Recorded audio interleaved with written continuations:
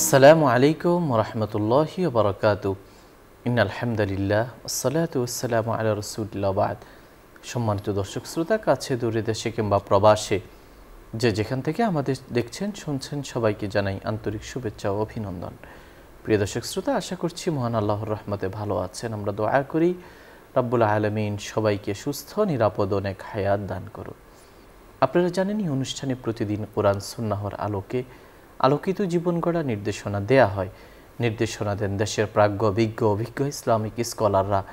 সে ধারাবাহিকতায় আজও আমরা আমন্ত্রণ জানিয়েছি দেশের একজন বিশিষ্ট ইসলামী চিন্তাবিদকে।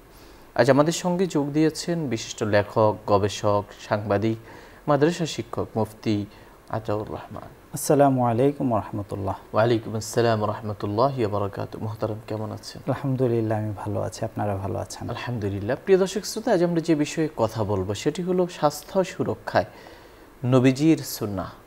রাসূলুল্লাহ সাল্লাল্লাহু আলাইহি ওয়াসাল্লাম তিনি এই পৃথিবীতে প্রেরিত হয়েছেন শিক্ষক হিসাবে। শুধু ইহকালীন এবং পরকালীন বিষয় নয়, এমনকি আমাদের যাপিত জীবনের ঈমান আমল এর পাশাপাশি, ঈমান আমলের পাশাপাশি আধ্যাত্মিকতা যেমন আমাদের শিখিয়েছেন জীবন চলার পদ্ধতি। তিনি আমাদেরকে লাইফস্টাইল শিখিয়েছেন, তিনি আমাদের শিখিয়েছেন সুন্নাহ, তিনি আমাদের শিখিয়েছেন জীবনকে কিভাবে সর্বোত্তম ব্যবহার করা যায় এবং স্বাস্থ্যকর পরিবেশে স্বাস্থ্যকর পদ্ধতিতে জীবনকে উপভোগ করা, পরিচালনা করা। এটা রাসূলুল্লাহ সাল্লাল্লাহু আলাইহি ওয়াসাল্লাম আমাদেরকে হাতে নাতে হাতে কলমে শিখিয়েছেন। তার এই সুন্নাহ এবং এই নির্দেশনা বর্তমান বিজ্ঞানের যুগও মানুষকে অভিভূত করে এবং সেফটি, নিরাপত্তার জন্য একটি বড় সহায়ক বলে অমুসলিমরাও স্বীকৃতি দিচ্ছে। আজ আমরা তাই রাসূলুল্লাহ সাল্লাল্লাহু আলাইহি ওয়াসাল্লামের নির্দেশনা মোতাবেক স্বাস্থ্য সুরক্ষা আর যে পদ্ধতি, কাঠামো, করণীয় ইত্যাদি বিষয়ে আমাদের সীমাবদ্ধ সময়ের মধ্যে জানার চেষ্টা করব ইনশাআল্লাহ। নাহমাদুহু ওয়া নুসাল্লি আলা রাসূলিহিল কারীম, আম্মা বা'দ। রাসূলুল্লাহ সাল্লাল্লাহু আলাইহি সাল্লামের বৈশিষ্ট্য বর্ণনা করতে যে পবিত্র কোরআনে মহান আল্লাহ তাআলা বলেছেন, ওমা আরসালনাকা ইল্লা রাহমাতান লিল আলামিন, যে নিশ্চয়ই আমি আপনাকে বিশ্ব জগতের জন্য রহমত হিসাবে প্রেরণ করেছি। উপমহাদেশের বিখ্যাত আলেম দ্বীন, দার্শনিক আলেম সৈয়দ আবুল হাসান আলী নদভী রহমতুল্লাহ আলাই তার বিখ্যাত গ্রন্থ সিরাত গ্রন্থ আস-সিরাতুন নাবাবিয়্যা এর ভূমিকায় লিখেছেন, নবীজি সাল্লাল্লাহু আলাইহি সাল্লাম যে বিশ্ব জগতের জন্য রহমত, বিশেষত মানব জাতির জন্য রহমত, এটা আমরা উপলব্ধি করতে পারি যখন ওনার বর্ণিত জীবনধারার প্রতি আমরা লক্ষ্য করি। অর্থাৎ আল্লাহ নবী সাল্লাল্লাহু আলাইহি সাল্লামের যে জীবন আমাদেরকে শিখিয়েছেন, এবং যে জীবন তিনি যাপন করেছেন, সেটা বিশ্লেষণ করলে আমাদের উপলব্ধি করা সহজ হয় যে তিনি কিভাবে বিশ্বজগতের জন্য রহমত স্বরূপ। এবং তার এই জীবনধারার প্রতিটি পদক্ষেপ, প্রতিটি নির্দেশনা মানব জাতির জন্য কল্যাণকর, এবং এটা চিন্তা এবং ভাবনা যদি কেউ করে তাহলে সে সহজে বুঝতে পারবে যে এটা মহান আল্লাহ তাআলার পক্ষ থেকেই তিনি আমাদেরকে শিখিয়েছেন। তো স্বাস্থ্য সুরক্ষায় নবীজি সাল্লাল্লাহু আলাইহি সাল্লামের সুন্নাহ, এই আলোচনায় যাওয়ার আগে আমরা একটা ছোট্ট বিষয় আলোচনা করে নিতে চাই। সেটা হলো ইসলাম স্বাস্থ্য সুরক্ষাকে কতটা গুরুত্ব দেয়। এটাও আমরা হাদিসের আলোকেই জানতে পারি যে আল্লাহ রাসূল সাল্লাল্লাহু আলাইহি সাল্লাম বলছেন, আল মুমিনুল কওয়িয়্যু খায়রুন ওয়া আহাব্বু ইলাল্লাহি মিনাল মুমিনিজ যায়ীফ, যে একজন মুমিন যে সবল, সে উত্তম এবং প্রিয় আল্লাহর নিকটে একজন দুর্বল মুমিনের থেকে। এই হাদিসে মানুষকে স্বাস্থ্য সুরক্ষার প্রতি গুরুত্ব শেখানো হয়েছে, যে স্বাস্থ্য সুরক্ষাটা মানুষের জন্য কতটা গুরুত্বপূর্ণ। এবং সবচেয়ে গুরুত্বপূর্ণ বিষয় হলো যে নবীজি সাল্লাল্লাহু আলাইহি সাল্লাম তো দ্বীন প্রেরণের জন্য এসেছেন, এবং তিনি এমন একটি জাগতিক বিষয়কে আল্লাহর প্রিয় হওয়ার মাধ্যম হিসেবে ঘোষণা করেছেন, যেটাকে সাধারণত আমরা আমাদের পার্থিব জীবনের সঙ্গে সংশ্লিষ্ট মনে করি। অথচ আল্লাহ নবী সাল্লাল্লাহু আলাইহি ওয়াসাল্লাম বলতেছে সবল হওয়াটা আল্লাহর প্রিয় হওয়ার মাধ্যম। এর থেকে ইসলাম ধর্মে স্বাস্থ্য সুরক্ষা এবং স্বাস্থ্যকর জীবনযাপনের গুরুত্ব উপলব্ধি করা যায়। এটা হলো একদিক। আরেকটা দিক হলো ইসলামের একটা মৌলিক নীতি হলো যা কিছু মানুষের জন্য ক্ষতিকর, যা কিছু মানুষের জন্য ধ্বংসাত্মক, সব কিছু ইসলামে নিষিদ্ধ। এটা ইসলামী শরীয়তের একটা মূলনীতি, যেটা মানুষের জন্য ক্ষতিকর সেটা মানুষের জন্য নিষিদ্ধ। এবং এই মূলনীতির ভিত্তিতে বর্তমান যুগে যেসব বিষয়গুলি, যেমন যেসব মাদক বা অন্যান্য বিষয়গুলি যেসব এসেছে, যেগুলি আল্লাহ রাসূল সাল্লাল্লাহু আলাইহি ওয়াসাল্লামের যুগে ছিল না, সেগুলো নিষিদ্ধের তালিকাভুক্ত হয়েছে।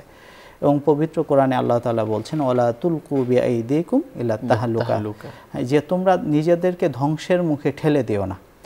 তো এই জন্য ইসলাম যেমন স্বাস্থ্য সুরক্ষার কথা বলে, তেমনিভাবে সুস্বাস্থ্যের অধিকারী হওয়ার কথা বলে, তেমনিভাবে স্বাস্থ্য সুরক্ষার শিক্ষাটাও ইসলামে রয়েছে।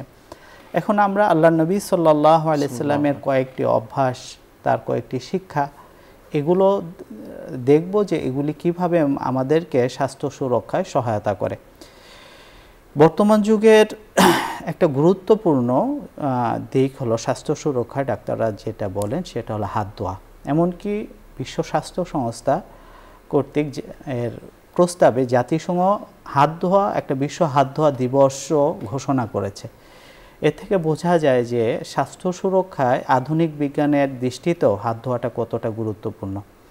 নবীজি সাল্লাল্লাহু আলাইহি সাল্লাম হাত ধোয়ার প্রতি আমাদেরকে গুরুত্ব দিয়েছেন এবং তার অভ্যাস ছিল যে তিনি খাওয়ার আগে, খাওয়ার পরে এবং ঘুমের আগে, ঘুমের পরে হাত ধুতেন।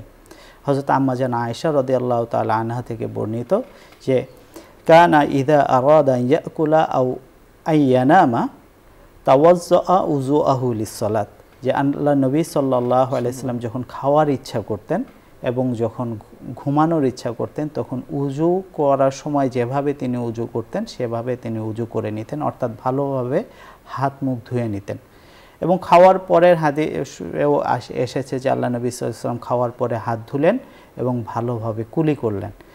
হ্যাঁ, তো আল্লাহ রাসূল সাল্লাল্লাহু আলাইহি সাল্লামের এই অভ্যাস থেকে জানা যায় যে হাত ধোয়াটা গুরুত্বপূর্ণ এবং মুমিনের জন্য এটা স্বাস্থ্যকর। কেন স্বাস্থ্যকর? কারণ হাত যদি আমরা না ধুই তাহলে আমাদের হাতে জীবাণু থাকে, ব্যাকটেরিয়া থাকে, এগুলো আমাদের জন্য স্বাস্থ্যের জন্য হানিকর হয়। হাত যারা ভালোভাবে ধোয় না, ডাক্তারদের ভাষায় তাদের হজমের সমস্যা হয়, কারণ হাতে যে ময়লা থাকে সেগুলি পেটে যায় এবং হজমে নানা ধরনের সমস্যা তৈরি করে এবং এতে খাদ্যের যে পুষ্টিগুণ সেগুলিও নষ্ট হয়। আল্লাহ রাসূল সাল্লাল্লাহু আলাইহি ওয়াসাল্লামের একটা অভ্যাস ছিল খাওয়ার পরে ভালোভাবে কুলি করা এবং চর্বি জাতীয় খাবার খেলে আল্লাহ রাসূল দাঁত এবং জিহ্বা পৃথকভাবে গুরুত্বের সঙ্গে পরিষ্কার করতেন। তো মুখগহ্বর পরিষ্কার রাখার গুরুত্ব বর্তমান যুগে ডাক্তাররাও বলে, তারা বলেন যে ঘুমের আগে যেন অবশ্যই মানুষ এবং দুপুরে খাওয়ার পরে যেন ব্রাশ করে মুখটা পরিষ্কার করে নেয়, কারণ খাদ্যকণিকা যেগুলি মুখে থাকে এগুলি পচে, এগুলি থেকে জীবাণু তৈরি হয় এবং মানুষের জন্য এটা দুর্গন্ধ এবং এর ক্ষতিকর প্রতিক্রিয়ায় মানুষের নানা ধরনের রোগ ব্যাধির সৃষ্টি হয়। আল্লাহ রাসূল সাল্লাল্লাহু আলাইহি সাল্লামের একটি গুরুত্বপূর্ণ শিক্ষা হলো খাদ্য গ্রহণে সংযম অবলম্বন করা। এটা আল্লাহ রাসূলের নিজের জীবন এবং শিক্ষা দুটো থেকে আমরা জানতে পারি। আল্লাহ রাসূল সাল্লাল্লাহু আলাইহি সাল্লাম এক্ষেত্রে তিনটি কথা বলেছেন। একটা হলো আল্লাহ রাসূল অতিরিক্ত খাবার গ্রহণ করার ব্যাপারে নিরুৎসাহিত করেছেন। তিনি বলেছেন যে পেটের চেয়ে নিকৃষ্ট কোনো পাত্র কোনো মুমিন পরিপূর্ণ করে না, অর্থাৎ উপর্যুপরি খাওয়া এবং অনিয়ন্ত্রিতভাবে খাওয়া এটা ইসলামী শিক্ষার পরিপন্থী। এই হাদিসের দ্বিতীয় অংশে আল্লাহ রাসূল সাল্লাল্লাহু আলাইহি ওয়াসাল্লাম বলেছেন একজন মুমিনের জন্য ততটুকু খাবার গ্রহণই যথেষ্ট যা দ্বারা তার মেরুদণ্ড সোজা থাকে। উলামায়ে কেরাম বলেন যে মেরুদণ্ড সোজা থাকার ব্যাখ্যা হলো তার স্বাস্থ্য এবং শক্তি অক্ষুণ্ণ থাকে, এই পরিমাণ খাবারই তার জন্য যথেষ্ট, যাকে আমরা এক কথায় বলতে পারি পরিমিত খাবার। এই হাদিসের তৃতীয় অংশে আল্লাহ রাসূল সাল্লাল্লাহু আলাইহি ওয়াসাল্লাম শিক্ষা দিয়েছেন যে পরিমিত খাবারের মাপটা কি হবে। তিনি বলছেন যে এরপরেও যদি তোমাদের খাবার আরও বেশি গ্রহণ করতে হয় তাহলে তোমরা পেটের 3 ভাগের 1 ভাগ খাবার খাবে, 1 ভাগ পানীয় এবং 1 ভাগ খালি থাকবে। তো রাসূলুল্লাহ সাল্লাল্লাহু আলাইহি সাল্লাম এখানে 3টা শিক্ষা দিলেন যে আমরা অতিরিক্ত অপ্রয়োজনীয় অতিরিক্ত খাবার খাবো না, পরিমিত খাবার খাবো এবং এমন খাবার খাবো যেটা আমাদেরকে শক্তি এবং পুষ্টি যোগায়, স্বাস্থ্যকর খাবার খাবো। এবং 3 নাম্বার হলো যে খাবারেরটা পরিমাপ মতো খাবো। তো এই যে মানুষকে আল্লাহ রাসূল সাল্লাল্লাহু আলাইহি ওয়াসাল্লাম শিক্ষা দিলেন যে পরিমিত খাবার এবং পুষ্টিকর খাবার খেতে হবে, এর উপকারটা কি আর এটা না মানার ক্ষতিটা কি? আমরা বর্তমান যুগে ডাক্তাররা বিভিন্ন জটিল রোগের জন্য খাদ্যে নিয়ন্ত্রণের কথা বলেন। যদি মানুষ অতিরিক্ত খাবার, অনিয়ন্ত্রিত খাবার গ্রহণ করে তাহলে তার কিছু জটিল রোগ তৈরি হয়। যেমন 1 নাম্বার তার জটিল যেটা হয় স্থূলতা বেড়ে যায় এবং তার অ্যাসিডিটি, যেটাকে গ্যাস্ট্রিক বলা হয়, অ্যাসিডিটি বেড়ে যায়। মানুষের যদি সুষম খাবার না খায় মানুষের হৃদরোগের সম্ভাবনা বেড়ে যায়। যারা ডায়াবেটিক্সের রোগী তাদের ডায়াবেটিক্সটা অনিয়ন্ত্রিত হয়ে যায় এবং রক্তচাপের যারা রোগী তাদেরও রক্তচাপ বেড়ে যায়, ওঠানামা করে। এবং একইভাবে অনিয়ন্ত্রিত খাবার লিভারকে মারাত্মকভাবে ক্ষতিগ্রস্ত করে। তো কেউ যদি পরিমিত খাবার খায় এবং সংযত উপায়ে খাবার খায়, যেটাকে বর্তমান ভাষায় ডায়েট বলা হয়, আল্লাহ রাসূল সেটা আমাদেরকে বহু আগে শিক্ষা দিয়েছেন, তাহলে সে এই জাতীয় লিভারের রোগ, উচ্চ রক্তচাপ, ডায়াবেটিক এবং গ্যাস্ট্রিক অ্যাসিডিটি, এগুলোর থেকে সে রক্ষা পাবে, এটা আশা করা যায়। আল্লাহ রাসূল সাল্লাল্লাহু আলাইহি সাল্লামের একটি গুরুত্বপূর্ণ শিক্ষা হলো মেসওয়াক করা।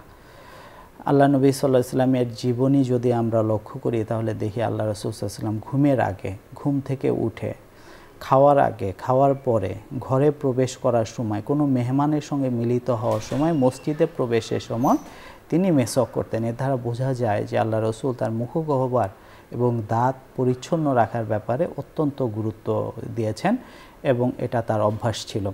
এবং তিনি এটাও বলেছেন যে লাউলা আশুক্কা আলা উম্মতি লা আমারতুহুম বিসওয়াকি ইনদা কুল্লি সালাত, যে আমি যদি আমার উম্মতের জন্য কষ্টকর মনে না করতাম তাহলে আমি তাকে প্রত্যেক নামাজের সময় মেসওয়াক করার নির্দেশ দিতাম। তো মেসওয়াক করলে কি হয়? তো মেসওয়াক করলে এর উপকার কি আর না করলে তার ক্ষতি কি? উপকারের দিক হলো মেসওয়াক করলে মানুষের দাঁত পরিষ্কার থাকে, মাড়ি মজবুত হয় এবং দাঁত মুখগহ্বরের এই পবিত্রতার সঙ্গে মানুষের হজম এবং পাকস্থলীর একটি গুরুত্বপূর্ণ সংযোগ আছে।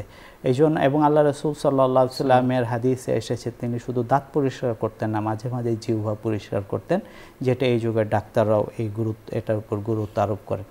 নবীজি সাল্লাল্লাহু আলাইহি সাল্লামের একটা গুরুত্বপূর্ণ সুন্নাহ হলো সকালবেলা হাঁটা। তো শামাইলের কিতাবগুলোতে এটা বলা হয়েছে যে আল্লাহ রাসূল সাল্লাল্লাহু আলাইহি সাল্লামের একটা আদত ছিল, অভ্যাস ছিল যে তিনি সকালে ফজরের পর প্রথমে জিকির আজকার করতেন, এরপরে সাহাবীদের কথা জিজ্ঞাসা করতেন, স্বপ্নের ব্যাখ্যা করতেন, এরপর সূর্যের আলো প্রস্ফুটিত হলে, যখন সূর্যের কচি রোদ যেটাকে বলে সেই আলো যখন প্রস্ফুটিত হতো তখন তিনি সাহাবায়ে কেরামদেরকে নিয়ে অন্যান্য সাহাবীদের খোঁজ খবর নিতে বের হতেন। তো সকালবেলা এই হাঁটার বিষয়ে তিনি অন্যদেরকেও, সাহাবায়ে কেরামকেও উৎসাহিত করেছেন। যেমন আসলাম রাদিয়াল্লাহু তাআলা আনহুকে তিনি বলেছেন, আসলাম তুমি বের হও এবং বাতাসে নিঃশ্বাস নাও। তো এই যে আল্লাহ রাসূল সাল্লাল্লাহু আলাইহি ওয়াসাল্লাম বাতাসে নিঃশ্বাস নাও এই কথা বললেন, এর দ্বারা হলো যে যেন সে সকালবেলা হাঁটে। তো সকালবেলা হাঁটলে উপকার কি?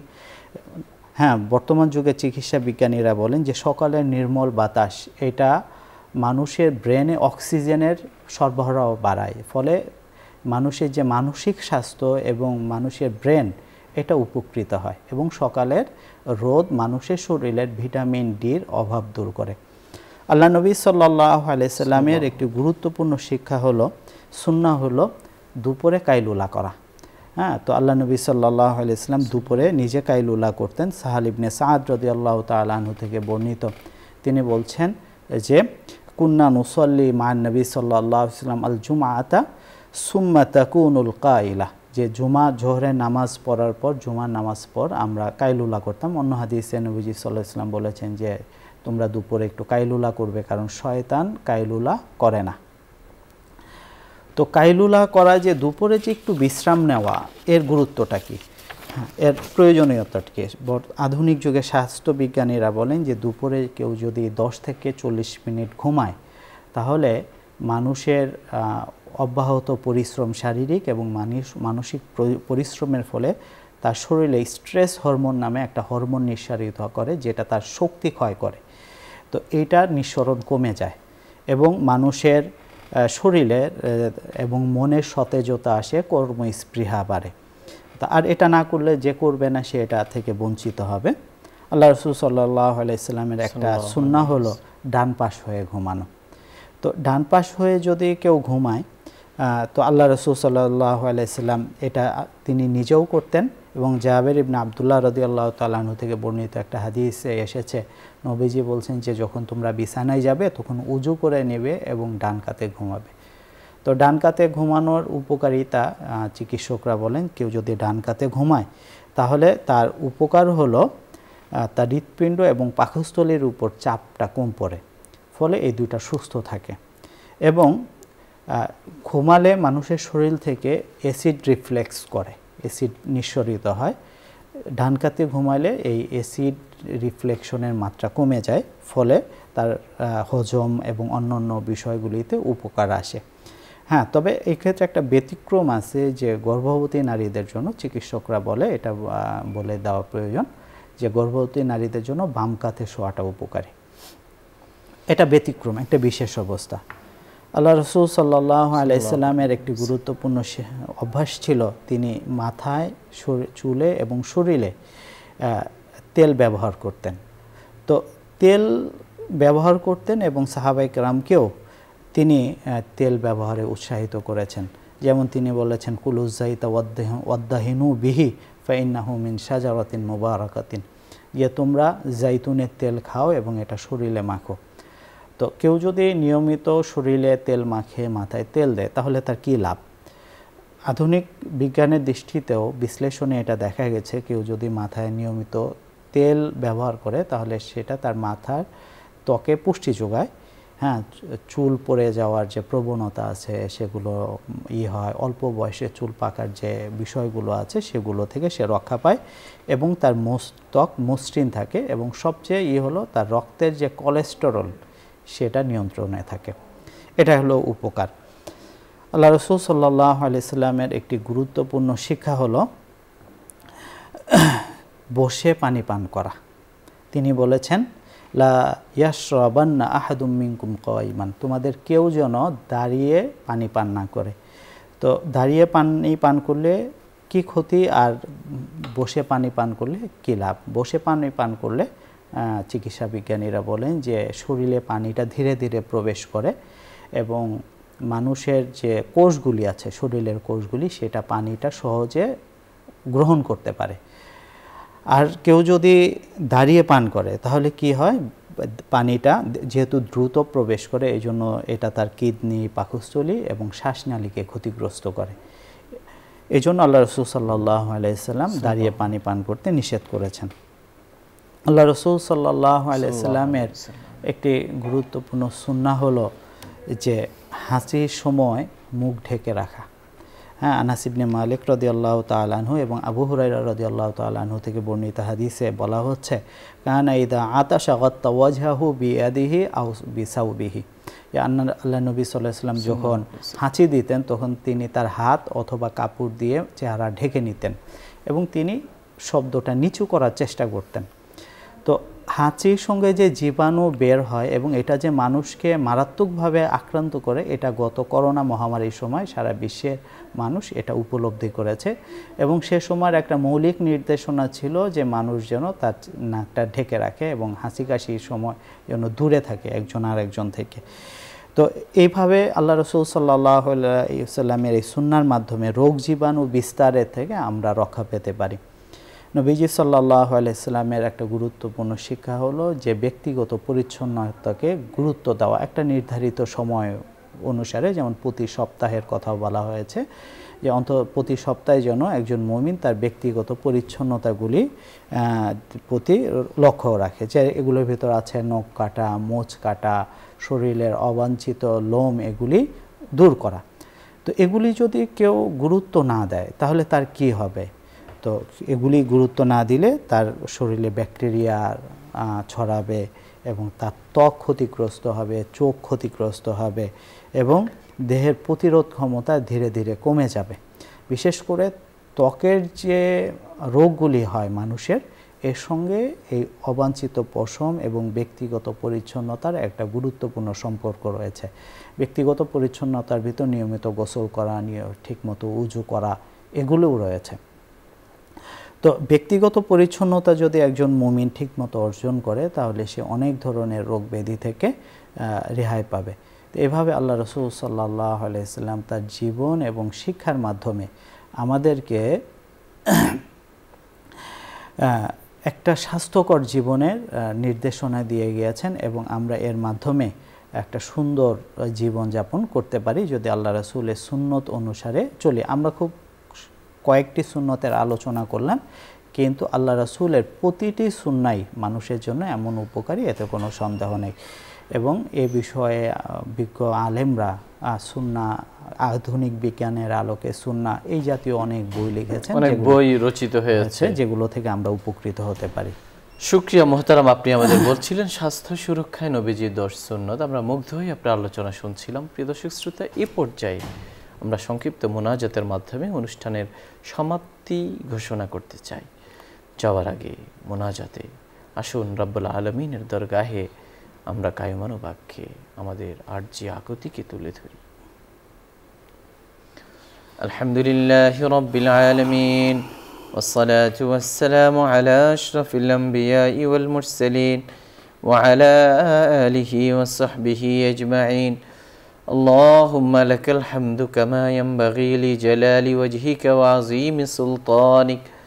سبحان الله وبحمده عدد خلقه ورضا نفسه وزنة عرشه ومداد كلماته. يا حي يا قيوم برحمتك نستغيث.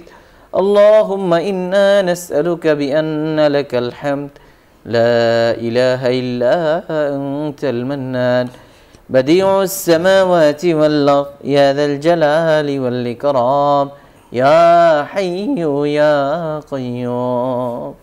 ربنا تقبل منا إنك أنت السميع العليم.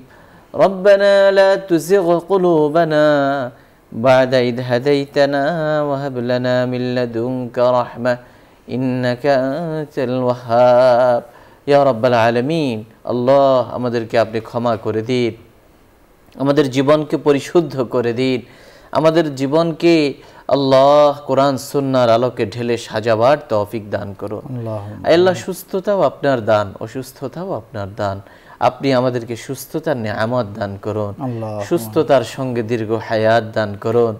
আয় আল্লাহ, মহামারী, অতিমারী, দুরারোগ্য ব্যাধি থেকে, অপঘাতে মৃত্যু থেকে, ভূমিকম্প, ভূমিধস থেকে, অনিরাপদ জীবন থেকে, অপঘাতে মৃত্যু থেকে, হঠাৎ বিপদ থেকে আপনি আমাদেরকে হেফাজত করুন। ডুবে যাওয়া থেকে, পুড়ে যাওয়া থেকে, পড়ে যাওয়া থেকে আপনি আমাদেরকে হেফাজত করুন। শত্রুর শত্রুতা থেকে, জালিমের জুলুম থেকে, অনিষ্টকারীর অনিষ্ট থেকে, গীবতকারীর গীবত থেকে আপনি আমাদেরকে রক্ষা করুন। আল্লাহ, হিংসুকের হিংসা, হিংসুকের আয় আল্লাহ রক্ত চোখ থেকে আমরা যেন বাঁচতে পারি সেই তৌফিক দান করুন। বদ নজর থেকে আমাদেরকে হেফাজত করুন, বদগুমান থেকে হেফাজত করুন।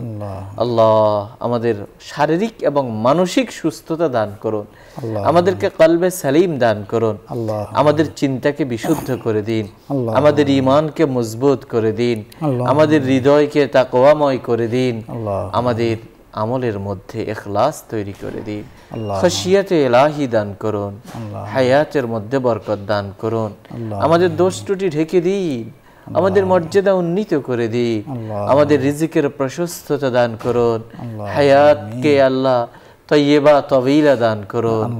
ইয়া আল্লাহ, আপনি আমাদের মনের নেক আশা পূরণ করে দিন, আমাদের সন্তান সন্ততিকে কবুল করুন, তাদেরকে স্বপ্নের মতো বড় হওয়ার তৌফিক দিন, আমাদের দাম্পত্য জীবনকে সুখময় করে দিন, আমাদের সামাজিক জীবনকে মর্যাদাময় করে দিন, আমাদের রাষ্ট্রীয় জীবনকে নিরাপদ করে দিন।